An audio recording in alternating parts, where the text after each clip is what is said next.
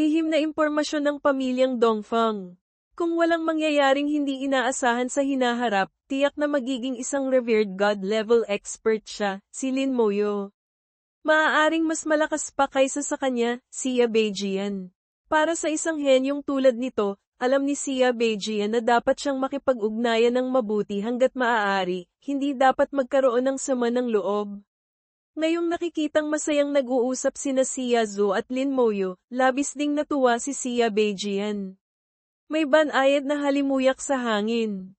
Tumingala si Lin Moyo at nakita si Dong Fangzhou na matikas na naglalakad palapit. Bilang isang prinsesa, bawat kilos ni Dong Fangzhou ay nagpapakita ng marangal na aura. Sa sandaling dumaan siya, naaakit niya ang maraming tingin. Ang kanyang kagandahan at pagiging maharlika ay naglalabas ng pambihirang pang-akit. Maging sina Xia Zhu at Zhuo Mei, na kapwa babae, ay naakit din sa kanya. Maraming mga babae pa nga ang nakaramdam ng hindi maipaliwanag na kababaan ng loob, inferiority, nang makita si Dong Fangzhou. Si Dong Fangzhou ay marahang yumuko bilang paggalang. Nagbibigay galang si Dong Fangzhou kay Ginoong Jian Shen, Xia Beijian, nagbibigay galang kay banal na General Lin. Bagamat siya ay prinsesa, kung pag-uusapan ang katayuan, kahit si Xia Beijian na god level o si Lin Moyo na divine general, ay parehong mas mataas ng isang antas kaysa sa kanya. Ang pagiging prinsesa ay kanyang pagkakakilanlan, hindi ang kanyang lakas. Nagtaka si Xia Beijian, hindi alam kung bakit naparito si Dong Fangzhou. Ang lahi ng maharlika ay medyo hiwalay at espesyal. Ang pagsubok sa toreng banal na pagbaba ay hindi kailanman naging kaugnay sa kanila. Bagamat si Dong Fangzhou ay may pangalan lamang ngunit walang tunay na partisipasyon sa Xia Jing Academy, ang iba't ibang misyon at pagsubok doon ay walang kinalaman sa kanya. Mayroon siyang sariling landas ng pagsasanay.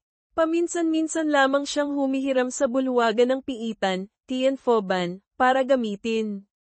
Nagtanong si Xia Beijian, bakit naparito si Prinsesa Zhao? Hindi ba't mula pa dati, ang lahi ng maharlika ay hindi sumasali sa pagsubok ng toreng banal na pagbaba? Isang maningning na ngiti ang lumitaw sa mukha ni Dong Fangzhou, tulad ng isang namumukadkad na rosas. Naparito ako para hanapin si banal na General Lin. Naguguluhang tumingin si Lin Moyo, hindi alam kung ano ang kailangan ni Dong Fangzhou sa kanya. Sinabi ni Dong Fangzhou, salamat sa pagdala sa akin ni banal na General Lin sa paglusob sa piitan, Foban, noong nakaraan. Ang bagay na ipinangako ko kay banal na General Lin, naihanda ko na po. Maaari ko po bang malaman kung kailan libre si banal na General Lin? Muntik nang makalimutan ni Lin Moyo ang bagay na ito. Kung hindi pa pinaalala ni Dong Fangzhou, marahil ay hindi niya ito Zudong, kusang, babanggitin. Ngunit dahil si Dong Fangzhou na ang kusang nagsabi, hindi na nagpakamagalang si Lin Moyo. Ngayon na, lalong lumawak ang ngiti ni Dong Fangzhou. Sige po, ako na ang magiging gabay ni banal na General Lin. Pinanood ang anino ng dalawang paalis, bahagyang kumunat ang noo ni Xia Beijian. Bamantong hininga si Xia Zhu at nagsabi, ito pala si Prinsesa Zhao.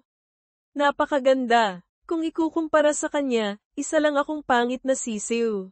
Umiling si Feng Ziyo. Hindi ka rin naman nalalayo sa kanya. Pati si Zhuo Mei. Sinaman ang tingin ni Zhuo Mei si Feng Ziyo. Anong kinalaman ko dito? Ngumiti si Feng Ziyo ng alanganin, tila mali ang kanyang papuri. Si Xia Zhu at Zhuo Mei ay magaganda rin, ngunit kung ikukumpara kay Dong Fangzhou pagdating sa kilos at aura, KCHT, talagang hindi sila makakapantay. Sinabi ni Xia Zhu, hindi maihahambing. Prinsesa siya. Oy, tumawa si Xia Beijian. Ano naman kung prinsesa? Si Munting Zhu ay prinsesa rin ng aming pamilyang Xia. Ang katayuan at posisyon ay hindi natatalo sa kanya. Tumango si Feng Ziyo. Bagamat si Dong Fangzhou ay tinatawag na prinsesa ng imperyo, sa totoo lang, prinsesa lang siya ng isang god-level na pamilya. Ganoon lang ang kanyang katayuan. Huwag nang sabihin si Xia Zhu, kahit siya, na inapo ng mga swordsmen ng pamilyang Fang, ang kanyang katayuan ay hindi gaanong mababa kumpara kay Dong Fangzhou. Tiningnan ni Xia Beijian si Zhuo Mei. Bata, kung pag-uusapan ang pagkakakilanlan, baka mas mataas at mas marangal ka pa kaysa kay Dongfang Zhao. Natigilan si Zuo Mei. Paano pong mangyayari iyon? Ngumiti lang si Xia Beijian. Malalaman mo rin agad. Ang formation ng teleportasyon sa labas ng palasyo ng imperyo ay umilo. Si Lin Moyo at Dongfang Zhao ay lumitaw dito. Sumunod, gumawa si Dongfang Zhao ng ilang hand seals, Thursday N. Ang teleportation formation ay humanig, at ang dalawa ay nagsimulang mag-teleport sa ikalawang pagkakataon, patungo sa loob ng palasyo. Walang anumang teleportation formation ang direktang makakapunta sa loob ng palasyo ng Shangxia Empire. Kailangang dumaan muna sa transfer point sa labas ng palasyo. Bukod dito, kailangan pa ng espesyal na hand seal para makapasok. Ito ay para na rin sa seguridad ng palasyo. Walang intensyong itago ni Dongfang Zhao kay Lin Moyo, ginawa niya ang hand seal sa mismong harapan nito. Ang hand seal ay katumbas ng isang password, patunay na malaki ang tiwala niya kay Lin Moyo. Naramdaman niyang sa paggawa nito, makukuha niya ang pabor ni Lin Moyo. Ngunit nang gawin niya ang seal, nakita niyang hindi man lang tumitingin si Lin Moyo, kaya hindi niya maiwasang medyo madismaya. Ang tanawin sa loob ng palasyo ay napakaganda, may magagandang ibon at mababangong bulaklak. Bilang palasyo ng Shangxia Empire, ang arkitektura ay napakalaki, sumasakop sa malawak na lupain. Sa loob ng palasyo ay mayroon pang ilang maliliit na bundok na may taas na ilang dosenang metro. Sinasabing espesyal itong inilipat dito ng mga God-level expert. Kung isang ordinaryong tao ang bibisita sa loob, aabuti ng ilang araw. Napansin ni Dongfang Zhao na iba si Lin Moyo sa ibang tao. Halatang unang beses niyang makarating sa palasyo, ngunit hindi siya nagpakita ng pagkamangha. Kung ibang tao ito, tiyak na mamamangha. Kalmado ang personalidad ni Lin Moyo, at saka, nakapagpabagsak na siya ng ilang buong lungsod dati. Kakaunti na lang ang makakapagpamangha sa kanya. Sabay na pumasok sina Dongfang Zhao at Lin Moyo sa palasyo. Kasabay nito, sinabi niya, ang aming lahi ng Maharlika ang namamahala sa lihim na imbakan, Mat KH, na ito. Sa loob ay may ilang sinaunang kasulatan, Dintik Si Zua, na hindi matatagpuan sa labas. Kahit ang iyong guro, Bai Yiwen, ay hindi pa nababasa ang mga ito.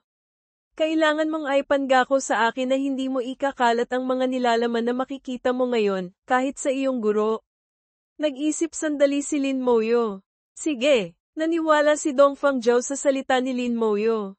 Nagpatuloy siya, bukod sa pagdala sa iyo para tingnan ang mga materyales, nais ko ring mag-alok ng isa pang kasunduan sa iyo. Sabihin mo, hindi agad pumayag si Lin Moyo. May mga kasunduang maaaring gawin, ngunit mayroon ding hindi. Sinabi ni Dongfang Zhao, ang aming maharlikang pamilya ay may hawak na isang piitan, Foban. Ngunit mayroon lamang itong normal at nightmare difficulty. Ayon sa kalkulasyon ng aking ama, ang difficulty ng piitang ito ay maaaring umabot sa hell difficulty. Ngunit mula pa noon, hindi pa namin nakukumpleto ang pag-upgrade ng piitan. Matutulungan mo ba kaming makumpleto ito? Hindi pa rin pumayag si Lin Moyo. Ilang level ang piitan? Sinabi ni Dongfang Zhao, may 45 levels. Sakto lang para makapasok ka. Nag-isip sandali si Lin Moyo. Kung talagang 45 level na piitan ito, maaari kong subukan. Natutuwa si Dongfang Zhao. Kung gayon, ituturing kong pumayag ka na, ha? Anong kondisyon ang gusto mo? Sabihin mo lang, hanggat nasa loob ng aking kakayahan, magagawa ko. Sinabi ni Lin Moyo, kung magagawa ko ba o hindi, hindi pa natin alam. Tungkol naman sa aking hihilingin, saka na natin pag-usapan. Kung hindi ko naman magawa, walang silbi kung sasabihin ko ngayon. Ngumiti ng maluwag si Dongfang Zhao. Naniniwala ako sa iyo. Matapos maglakad ng ilang sandali, nakarating din sila sa harap ng isang palasyo. Ang palasyo ay may sinaunang itsura, hindi masyadong kapansin-pansin. Bukod dito, walang anumang marka sa labas. Paano mo mahuhulaan na ito pala ang lihim na imbakan ng imperyo? Kumatok si Dongfang Zhao sa malaking pinto ng palasyo. Gamit ang malinaw na boses, tumawag siya, Lolo Li, ako po ito. Ilang segundo ang lumipas, dahan-daang bumukas ang malaking pinto.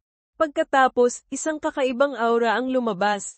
Aura ng God level. Hindi ito tulad ng mga sleeping gods, NGUTHN, ng mga matatanda sa imperyo, kundi tunay na God level. Ngunit kung ikukumpara kina Yan Guangsheng at Bai Yiwen, tila medyo mas mababa pa rin. Bilang maharlikang pamilya, normal lang na magkaroon ng isa o dalawang God-level expert sa pamilya. Hindi ito gaanong pinag-isipan ni Lin Moyo. Pasok. Pinapasok ni Dong Fangjiao si Lin Moyo. Sumara ng malakas ang malaking pinto. Ang mga ilaw sa loob ng lihim na imbakan ay nagniningning ng husto, mas maliwanag pa nga ng kaunti kaysa sa labas na mundo.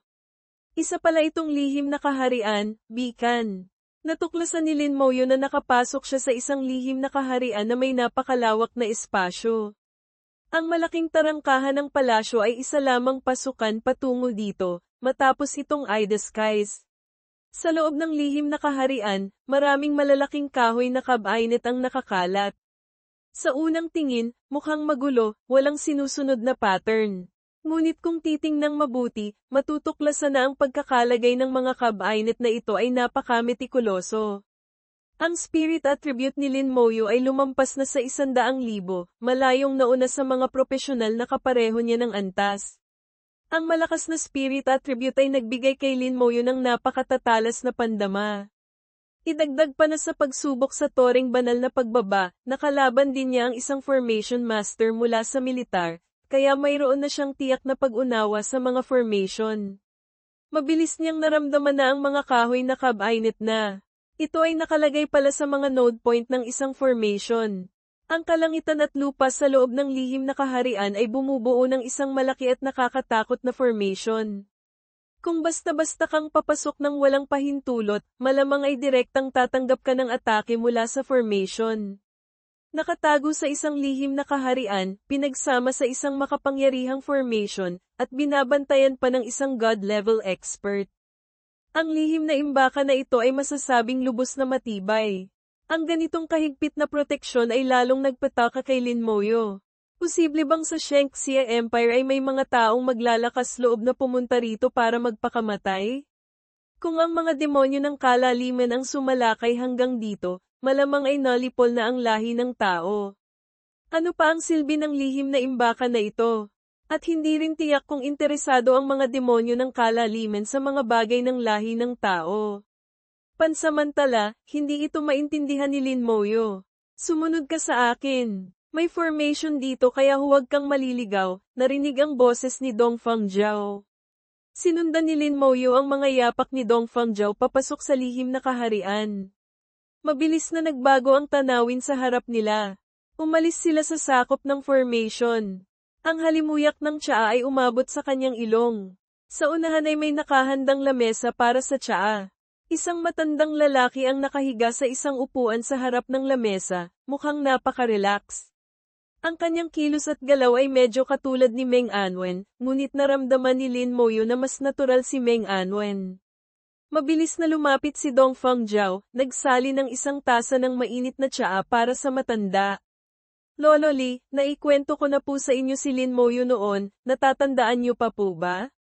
Tumango si Dong Fang Li. Jiao Yato, batang babae, apo, hindi pa naman ganoon kasama ang memorya ko. Pagkasabi nito, ikinaway niya ang kanyang kamay. Ilang libro ang lumipad mula sa estante at lumapag sa lamesa. Ang mga librong ito ay naglalabas ng napakasinaunang aura ng kasaysayan. Pumikit si Dong Fang Li. Isang araw lang para basahin ang mga librong ito dito. Bahagyang kumunat ang noo ni Lin Moyo. Ang ugali ng God-level expert na ito na nagngangalang Dong Fang Li ay medyo mayabang. Bukod pa rito, malinaw niyang nakikita na sa estanteng iyon ay may hindi bababa sa 100 libro, ngunit iilan lang ang ibinigay sa kanya para basahin, wala pang 10% nito. Hindi kumibo si Lin Moyo. Ang kanyang tingin ay unti-unting lumamig.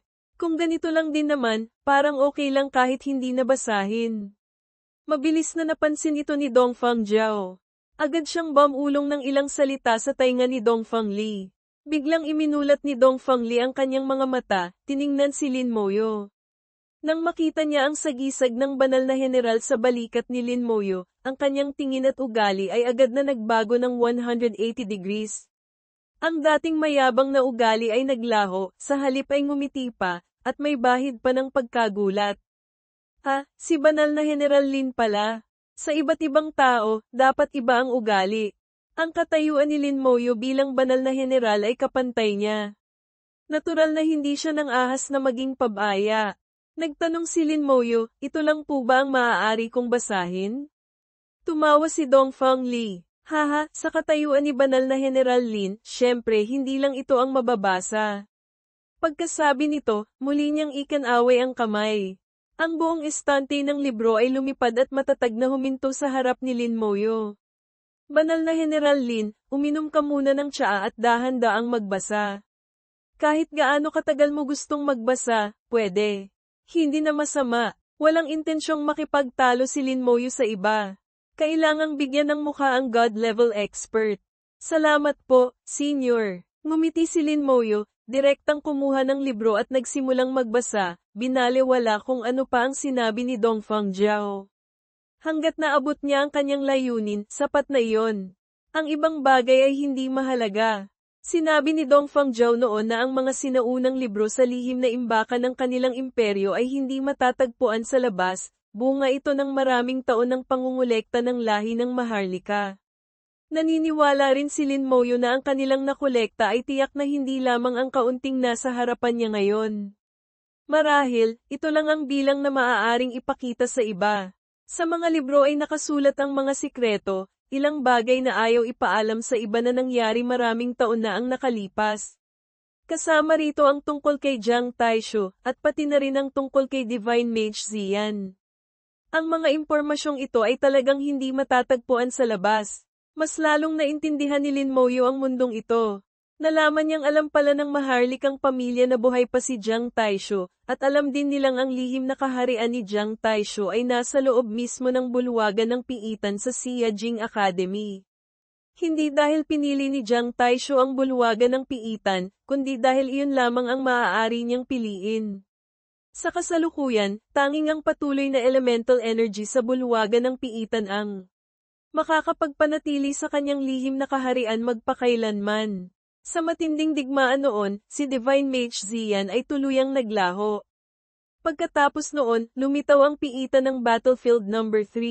Noon, may mga naghinala na si Divine Mage Xian ay nasa loob ng Battlefield No. 3, ngunit hindi siya natagpuan. Naunawaan ni Lin Moyo na iyon ay dahil ayaw magpakita ni Divine Mage Xian. Sa mga materyales, marami ring sinabi tungkol sa Eternal Battlefield. Ang nakakuha ng interes ni Lin Moyo ay ang balita tungkol sa Primordial Secret Realm at sa Dragon King Palace Dungeon. Mula pa noon, ang lahat ay laging mausisa tungkol sa Primordial Secret Realm. Ang mga Primordial Rune, Nguyen Thuy Van, ay makapangyarihan, hiwalay sa lahat ng sistema ng propesyon sa labas, napakalakas. Karamihan sa mga nakakuha ng Primordial Rune ay hindi ito napapanatili sa huli. Ang mga nakapanatili sa Rune, nakakompleto ng pagsasanib, fusion, at nakapasok sa Primordial Secret Realm para makuha ang resulta ay napakakaunti. Ngunit mayroon pa ring nakapagpanatili ng skill ng Primordial Rune. Kaya lang, ayon sa kanila, kung permanenteng pananatilihin ang skill, mababawasan ang lakas nito. Tungkol naman sa sitwasyon sa loob ng Primordial Secret Realm, walang nakakaalam. Ang dangal ng banal na general ay hindi maaaring maliitin. Pagkatapos lumabas ng lahat, nawawala ang alaala tungkol doon, sa Primordial Secret Realm. Mukhang kailangan mong personal na pumasok para malaman. Mula pa noon, ang espasyo sa ibabang bahagi, TNG, ng Battlefield Primordial Secret Realm, ay hindi nagtatagal. Sa mga mata ni Lin Moyo, sumiklab ang diwa ng pakikipaglaban. May mga nakapagpanatili ng skill ng Primordial Rune. Kung gayon, magagawa ko rin. Kung magagawa kong gawing sariling skill ang malakas na sundalo, CUNG Bean, na ito, ang aking Baofa, pagsabog, burst, na lakas ay tataas sa isang nakakatakot na antas. Kung ikukumpara sa Primordial Secret Realm, ang impormasyon tungkol sa Dragon King Palace Dungeon ay mas kaunti. Hindi kakaunti ang nakakaalam sa pagkakaroon ng piitang ito, ngunit mas bihira pa ang mga nakakapasok. Pangunahin dahil hindi nila naabot ang kwalifikasyon para makapasok. Nakasulat sa mga talaan na nakapasok na dati si Jiang Taishu, ngunit walang kasunod na impormasyon. Habang binubuklat ni Lin Moyo ang mga materyales, si Dongfang Zhao ay nagtitimpla ng tsaa at nagsasalin sa tabi, tila isang masunuring dalaga. Paminsan-minsan, bumubulong siya ng ilang salita kay Dongfang Li. Hindi alam kung ano ang sinasabi niya, ngunit napapatawa nito si Dongfang Li. Lubos na minamahal ni Dongfang Li ang apo niyang ito mula sa maharlikang pamilya. Ikinwento ni Dongfang Zhao ang ilang mga nagawa ni Lin Moyo, na naging dahilan para mag-iba ang tingin ni Dongfang Li kay Lin Moyo. Level 37 pa lang ay naging banal na general na. Isang tao laban sa 10,000 sundalo. Nag-iisang lumaban sa isang level 70 na Dragon Clan War General. Talagang hindi ka panipaniwala. Ikinwento rin ni Dongfang Zhao kung paano siya dinala ni Lin Moyo sa paglusob sa piitan, na lalong nagpahirap kay Dongfang Li na maniwala. Napakabilis magbasa ni Lin Moyo. Kung saan nababasa, doon natatandaan.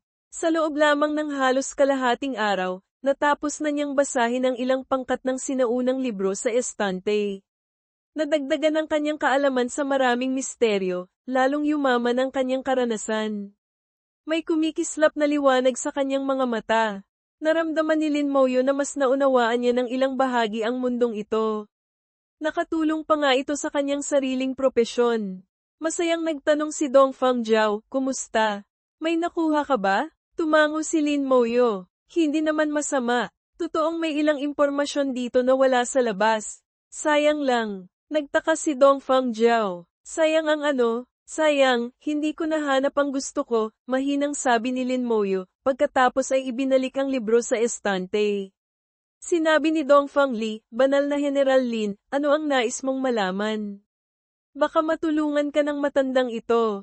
Sinabi ni Lin Moyo, "Nais kong malaman ang tungkol sa lupain ng ilang nakawalan, Honghu Chithia, at impormasyon tungkol sa boss sa sentral na lugar, Kovcc Tiloy, sa itaas na bahagi, THUNG-TNG, ng Eternal Battlefield."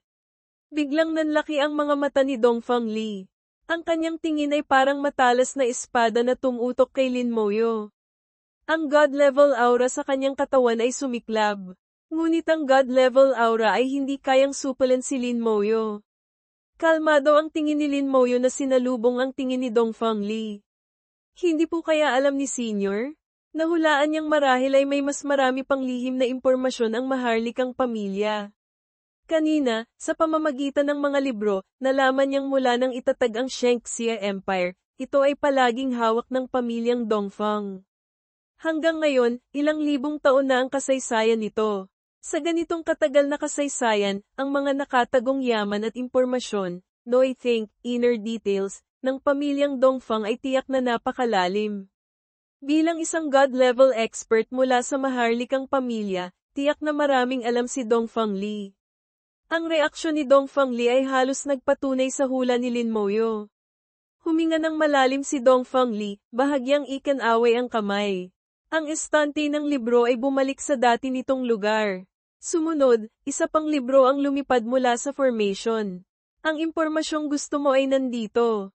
Hindi ito maaaring basahin ng ordinaryong tao.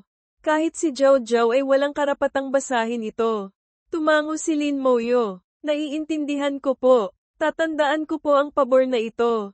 Kahit si Dongfang Zhao ay walang karapatang basahin ito, ngunit ipinabasa sa kanya. Malinaw na ipinapahiwatig na binigyan siya ng malaking mukha, pabor, kaya dapat niyang tandaan ang utang na loob na ito. Hindi lang mahilig magsalita si Lin Moyo, hindi naman siya tanga pagdating sa pakikipag-ugnayan sa tao. Kung sinabi ng ganito at hindi pa rin niya naintindihan, talagang tanga na siya. Ito mismo ang sagot na gusto ni Dongfang Li. Saka lamang niya ibinigay ang libro kay Lin Moyo. Ang impormasyon tungkol sa lupain ng ilang nakawalan at ang bagay na iyon ay hindi marami, mas maikli pa sa 100 pahina lamang. Kahit paano, hindi inaasahan ni Lin Moyo na ang Eternal Battlefield ay may kaugnayan pala sa lupain ng ilang nakawalan.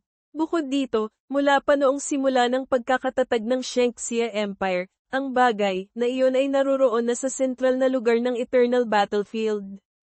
Ang kasaysayan ng pagkakaroon nito ay hindi na makalkula. Sinasabing may kaugnayan ang dalawa. Minsan, may mga desolate beasts, Hongthu, mula sa lupain ng ilang nakawalan na nakapasok sa Eternal Battlefield, naghasik ng lagim doon. Sa huli, isang nakakatakot na enerhiya ang sumiklab mula sa sentral na lugar, pinatay ang lahat ng mga desolate beast na ito.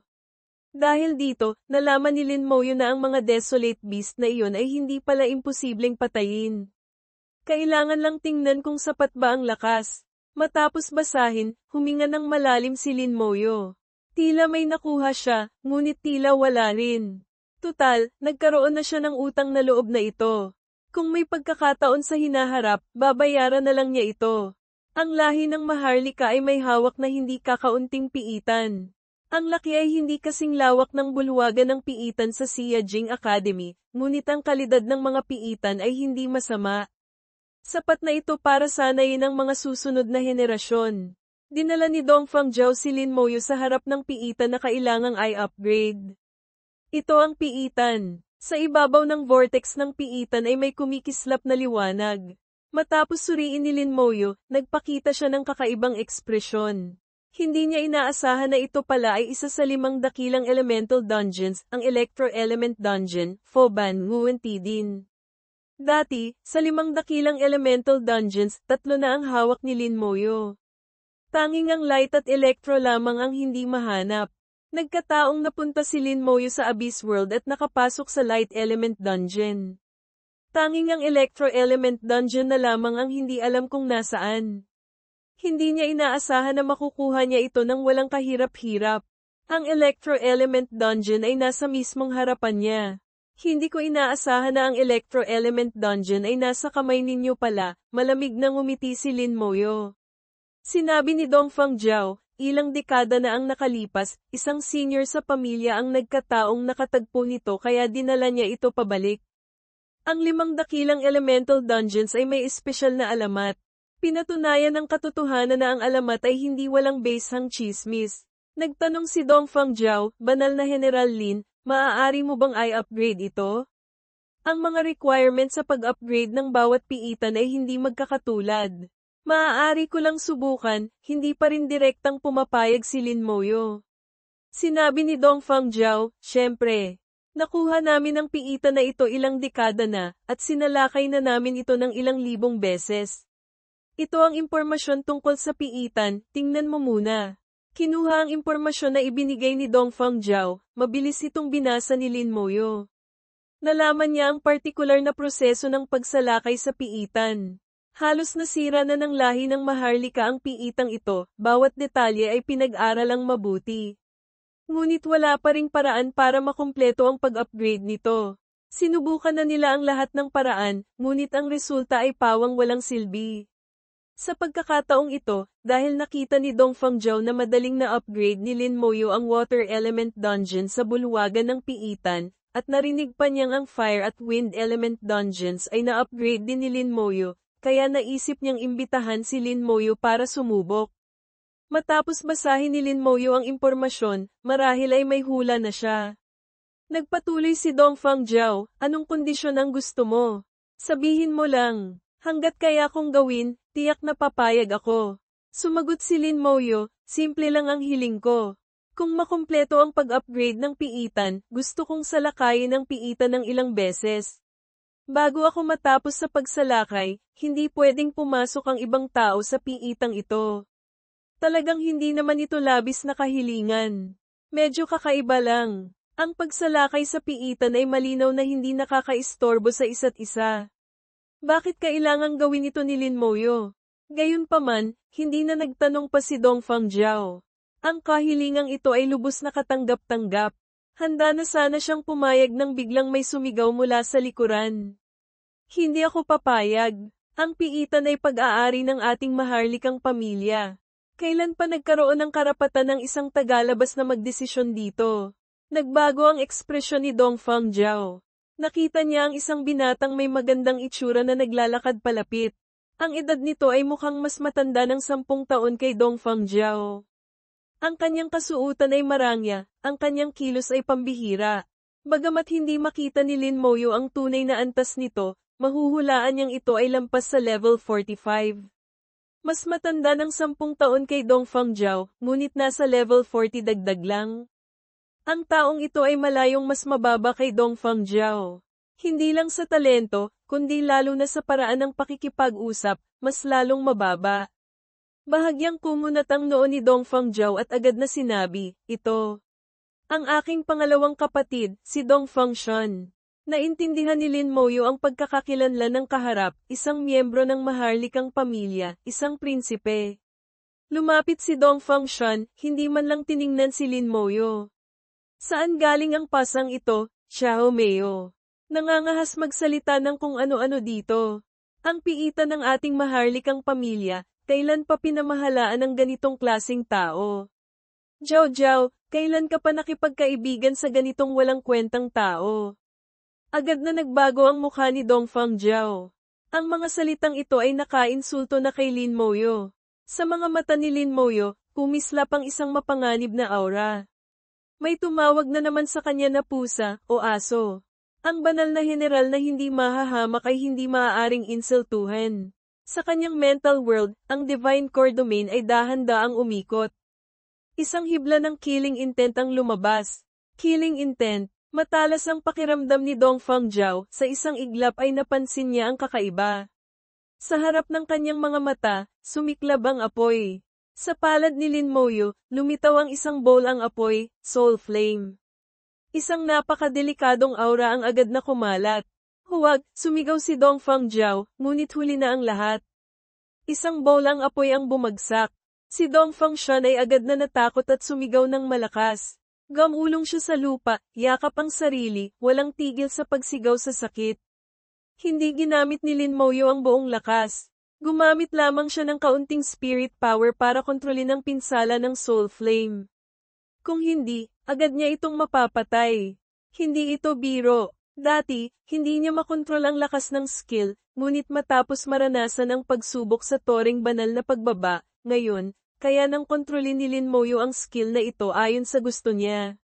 Sa loob ng 20 araw, libu-libong laban, ang nakuha niya ay kahanga-hanga. Muling sumiklab ang apoy. Muling sumigaw si Dongfang Shan sa sakit.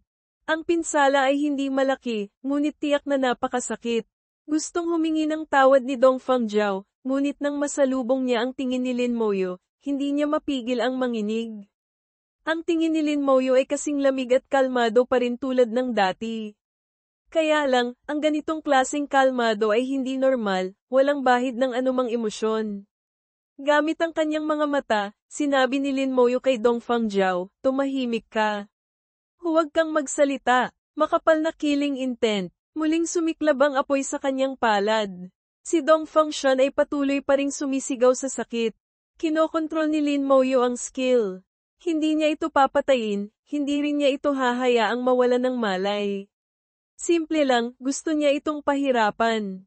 Gustong sabihin ni Dongfang Zhao kay Lin Moyo na tumigil na, ngunit hindi niya alam kung paano magsisimula. Ang relasyon nila ni Lin Moyo ay hindi ganoon kalapit. Bukod pa rito, ano ang katayuan ni Lin Moyo? Isang banal na general, isang nilalang nakapantay ng God-level expert, tinawag na pusa, o aso. Hindi siya agad pinatay ni Lin Moyo ay maituturing ng magalang. Walang intensyong patayin siya ni Lin Moyo.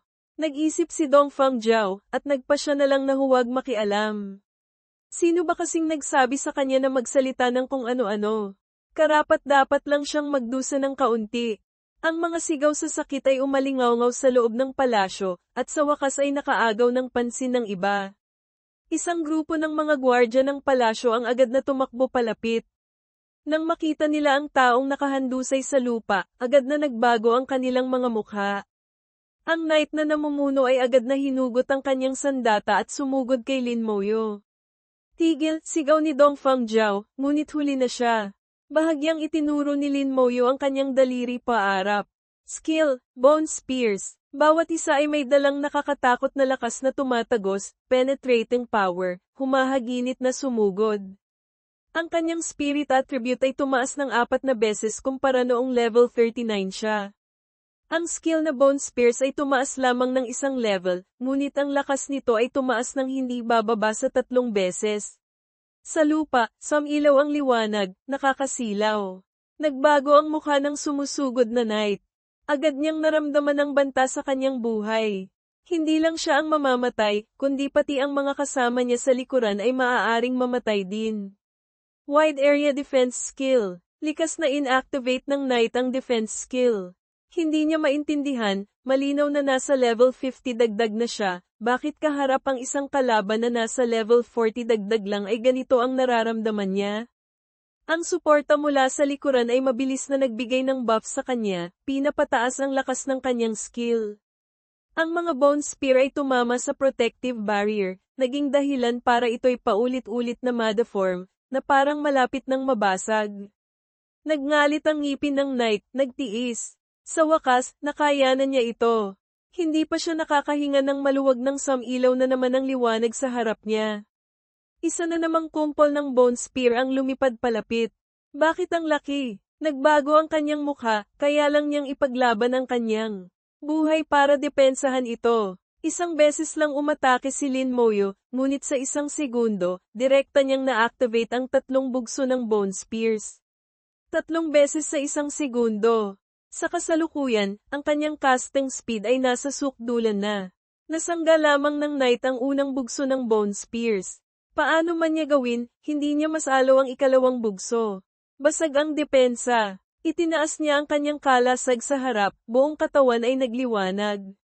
Maximum Defense. Pinaihit ang kalasag, kasabay nito ay lumaki ito. Skill, Giant Shield. Ang Giant Shield kasama ang Maximum Defense ay matatag na pinrotektahan ang mga kasama sa likuran. Sa sandaling ito, ang dalawang mage sa likuran niya ay tinarget si Lin Moyo, nagsimulang mag-cast ng skills.